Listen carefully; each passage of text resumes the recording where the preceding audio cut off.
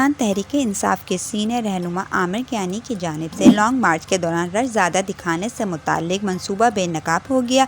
रावलपिंडी के इलाके गुजर खान में PTI के मरकज़ी क़यादत का इजलास हुआ।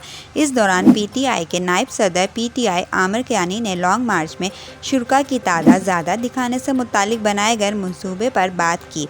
इजलास के दौरान मरकज़ी रहनुमा PTI आमिर कियानी कारकुन को बता रहे हैं कि इमरान खान जब गुजर खान पहुंचेंगे तो काफ़िले को रश में फंसा कर रखेंगे ताकि बड़ा रश नज़र आए। नायब सदर PTI आमिर कियानी का कहना है कि इमरान खान जुम्मे को 4 बजे गुजर खान पहुंचेंगे, काफ़िले को रश में फंसा कर रखेंगे ताकि बड़ा रश नज़र आए। इमरान खान को रश में फंसा कर खिताब करवाएंगे। इस इजलास की वायरल होने वाली वीडियो को रीट्वीट करते हुए मरियम नवाज शरीफ ने हंसने का इमोजी बनाया है।